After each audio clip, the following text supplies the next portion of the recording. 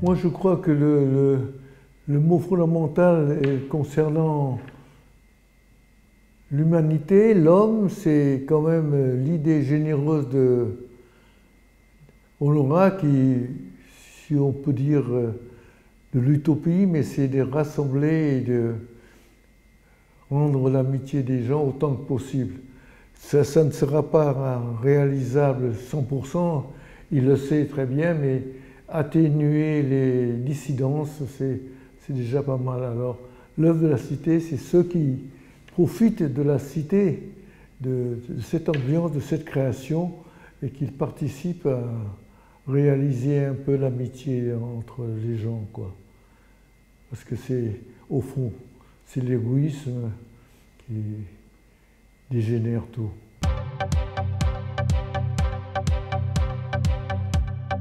Écoutez, depuis 1940, les forces japonaises ont occupé le Vietnam, hein, l'Indochine française.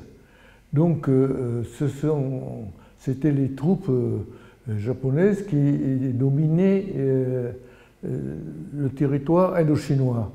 Alors, après la guerre, les Chinois sont arrivés pour libérer le Tonkin, les Anglais la Cochinchine, et les Alliés ont réoccupé l'Indochine.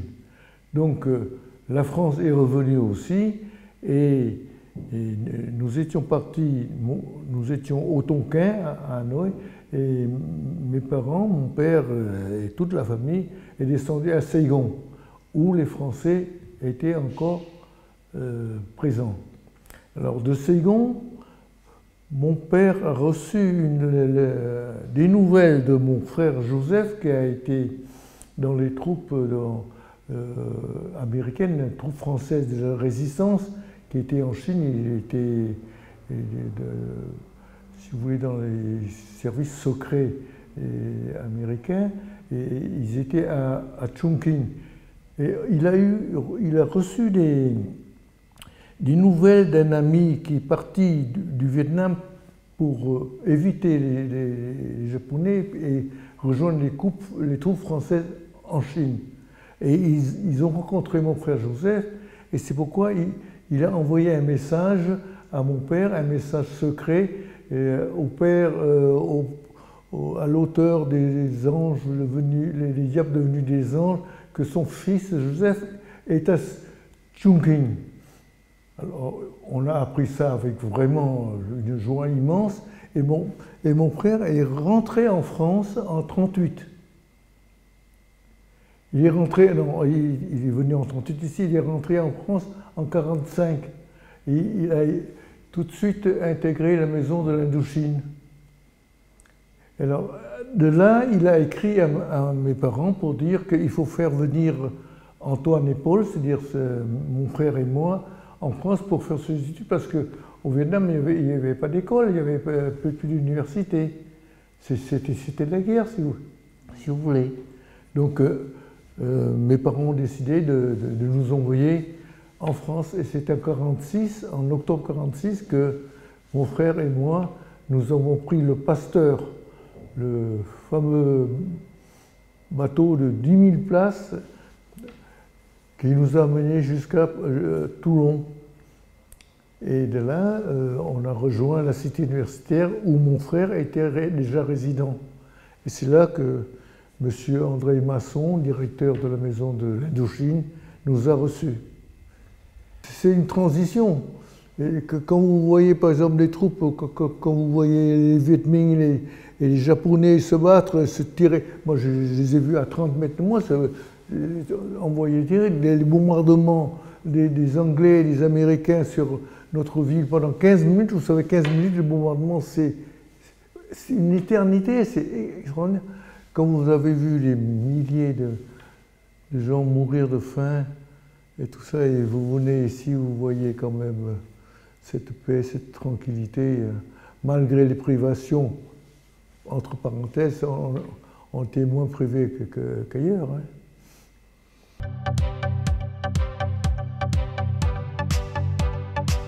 Oui, alors nous étions des J3. Alors, il y avait les rationnements du pain, rationnement du tabac, rationnement du sucre. Et alors, bon, on allait à l'Enfer-Rochereau toucher le sucre, le tabac et les tickets de pain. Et le pain, c'est pas du pain de blé, hein, c'était un mélange de maïs et un peu de tout, quoi. Mais enfin, on était quand même contents, je sais pas. On sortit de la guerre après avoir connu les malheurs qu'il y a eu, les bombardements qu'on a subis au Vietnam, etc. On arrive en France avec cette cité universitaire qui était vraiment un paradis, quoi. Il n'y avait pas de petit périph', hein. Il n'y avait que 20 pavillons. Alors, bon, les gens se rencontraient, on était vraiment... on liait facilement amitié parce que, bon, je crois que ça nous manquait, quoi.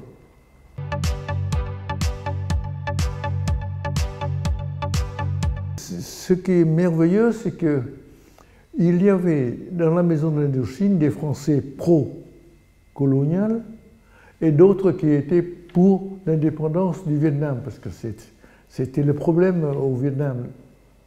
Mais M. Masson était un directeur qui était plein de diplomatie et de sagesse. Il a fait de telle sorte que nous étions vraiment, on mettait de côté un peu le côté politique. Il y avait de temps en temps quelques bagarres, mais ce n'était pas systématique, quoi.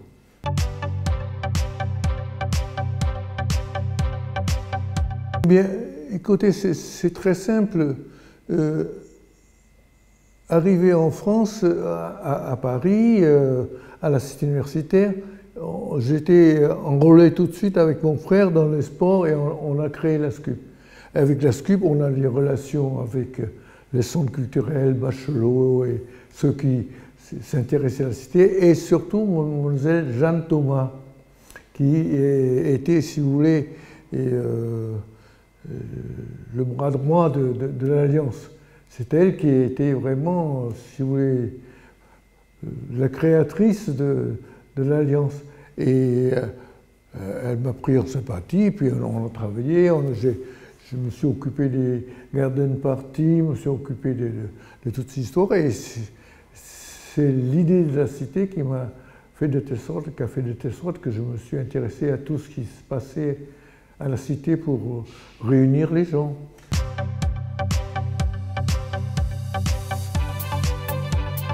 J'étais enseignant et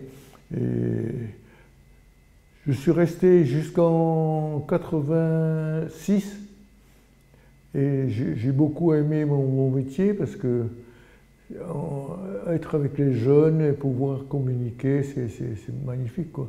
Et la transition s'est faite d'une façon incroyable.